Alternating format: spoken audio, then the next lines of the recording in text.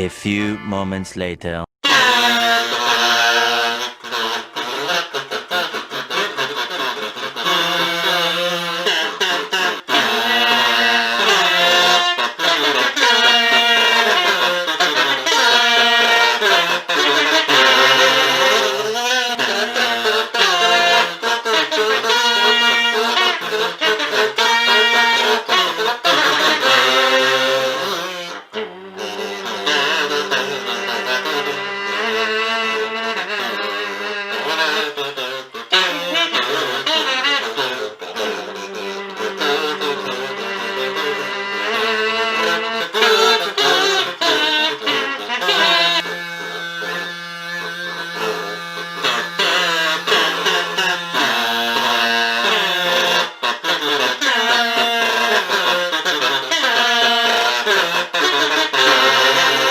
I see we've entered the great milking phase of the Disney Lucasfilm marriage, the cash cow phase. It's an interesting time to be a fan of Star Wars. Now, many of you have said, but Jeremy, The Mandalorian is awesome. And I agree with you.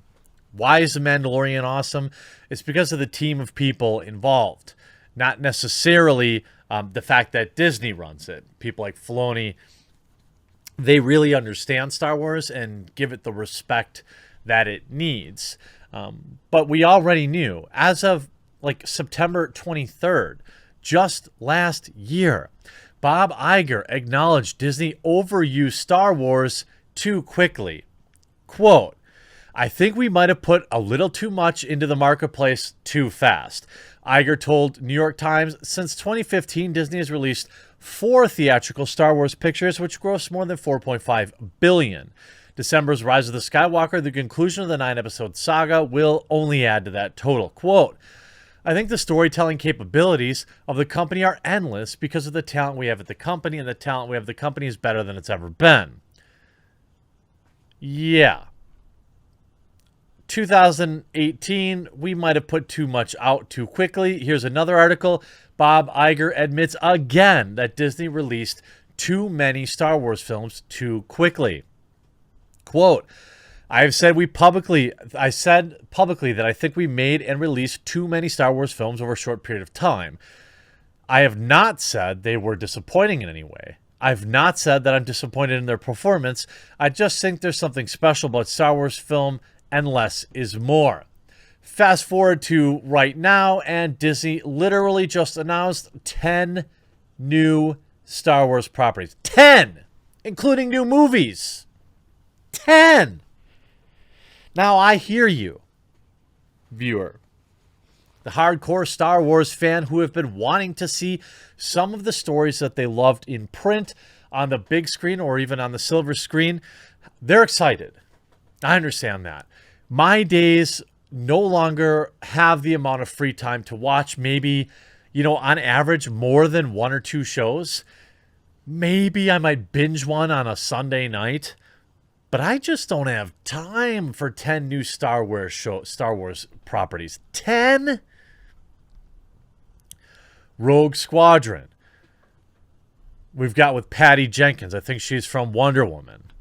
Then we have untitled Taika Waititi film, a brand new Star Wars feature with acclaimed filmmaker and Academy Award winner Taika Waititi is in development. He's a good director. Obi-Wan Kenobi. Ahsoka. Ahsoka appeared in a single episode of The Mandalorian, and we're already ready to give the character their own spin-off show. Okay? It's not like there isn't Ahsoka lore. It's not like this character isn't known. Star Wars, Rangers of the New Republic. Set in the same timeline as The Mandalorian. Isn't it funny how, the sequel trilogy, this is all, not in the same timeline? Same timeline as The Mandalorian, new live-action series from executive producers Jon Favreau and Dave Filoni will intersect with future stories and culminate into a cinematic story event. This I have faith in, because of the 2 names attached to it. Now, I worry about people getting spread too thin. Lando. Okay, fine. Everyone's favorite scoundrel, Lando Calrissian, will return in a brand new event series for Disney+. Justin Simeon, sorry, creator of the critically acclaimed Dear White People. Oh, thank God. Oh, I can't wait. Ugh. They're just like tripling down on woke trash. I just know it. Andor? Andor. What? Cassian Andor. Like a random character from Rogue One, who also is dead. What? Who asked for this? Ugh. A tense, nail-biting spy thriller created by Tony Gill. It's like they're like, you get a Star Wars show, and you get a Star Wars show. Everybody check under your chairs. You're all getting Star Wars shows. The Acolyte. Star Wars The Bad Batch. This might be okay. Follows the elite and experimental clones known as the Bad Batch, first introduced in the Clone Wars, as they find their way rapidly changing galaxy in the immediate aftermath of the Clone War. Members of the Bad Batch, unique squad of clones who vary genetically from their brothers in the clone army. It's possible. It's animated. Not going to be for me. Nothing against it. I mean, I think Clone Wars is excellent. I don't know. The animated stuff just doesn't do it for me. Star Wars Visions, another animated short film celebrating Star Wars through the lens of the world's best anime creators. The anthology collection will bring 10 fantastic visions from several of the leading Japanese anime studios, offering a fresh and diverse cultural perspective on Star Wars. Might look cool. Might be cool. I don't know. A droid story. As Lucasfilm continues to develop new stories, most of these stories are developed to sell toys. I'm sure that the Droid Tale will do that. Lucasfilm Animation will be teaming up with Lucasfilm Visual Effects, Industrial Light, and Magic to develop a special Star Wars adventure for Disney Plus, A Droid Story. This epic journey will introduce us to a new hero, guided by the legendary duo R2-D2 and C-3PO. Then you've also got Willow, for whatever reason. What? Why? Why? Like, when you look at a lot of these like Star Wars properties, they just leave you saying why. Why? Why? There's no way everyone could possibly consume all of this Star Wars content, and there's almost even less of a chance that anyone would be able to make it high quality in this kind of volume. This, when you add to The Mandalorian, creates 11 properties. At Thursday's Disney Investor Day blowout, Lucasfilm lifted the lid on the future contributions to the mouse onslaught of streaming and cinematic releases. At the climax of Lucasfilm portion of the presentation, Lucasfilm President Kathleen Evil Kennedy stood on stage like General Hux right before the First Order fired at the Starkiller base, flanked not by officers and stormtroopers, but logos of upcoming projects. Huck fired at 5 planets at once, but Kennedy let loose an even more multi-pronged broadside aimed at rival streaming services. Just look at the broad big board behind her. My God, it's full of Star Wars. Yeah, okay, Indiana Jones, fine. Willow, I guess. Children of Blood and Bone, everything else is Star Wars.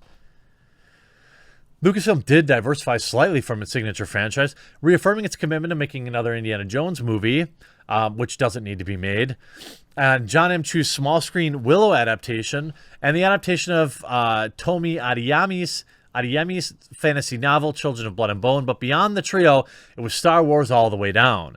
In addition to offering further details on previously confirmed series Andor, The Bad Batch, Obi-Wan Kenobi, and last of which Disney divulged will feature prequel star Hayden Christensen reprising his role as Darth Vader. Lucasfilm also revealed that the name and premise of the Russian doll creator Leslie Headland's Disney Plus series, The Acolyte, she's also crazy, look into her, confirmed the two long-rumored spin-offs, Ahsoka and Lando. Dispensed details about the 3 previously unannounced and unsuspected series. I mean, I guess as somebody who covers pop culture, this is good for me, because I guarantee some of these shows will be awful. And as somebody who likes Star Wars, this will be good for me, because I guarantee some of these shows will be great. Last year, Disney CEO Bob Iger seemed to place a restraining bolt on the Star Wars film franchise, admitting that in September 2019 that pumping out 5 movies in 4 years was a little too much too fast, and adding, "You can expect some slowdown. I think we're going to be a little bit more careful about the volume and timing."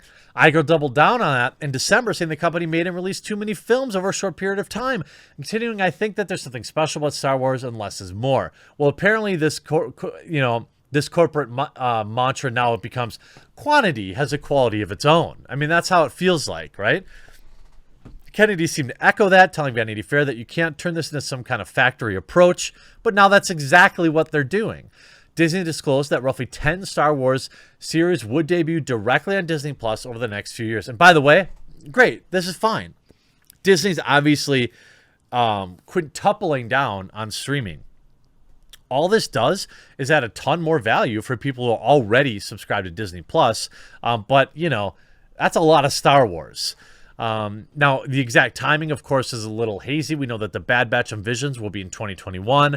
The 3rd series in A Mandalorian around Christmas, a little later than usual. Obi-Wan Kenobi will start filming in England next March, putting it online for 2021, 2022. So all these Star Wars properties are a year or two out. The concerns about Star Wars saturation that stem from the subpar box office performances of Solo and The Rise of Skywalker may arise anew in light of Lucasfilm's latest teases. But despite Disney's bumpy behind-the-scenes track record with making on-screen Star Wars, the company has made many more hits than misses. Rebels, Rogue One, The Mandalorian, and Season 7 of The Clone Wars met with widespread acclaim. Most fans liked at least 2 of the 3 sequel films, and the underrated Solo was at worst forgettable fun. And for any Star Wars fans who lived through the lean years between the original and prequel trilogies, the perks of Star Wars content cornucopia may more than make up for at least a few misfires. And that's probably true. I gotta say, that's probably true. If you get 2 or 3 gems out of this 10, which is probably what their hit rate will be, it'll still be worth it.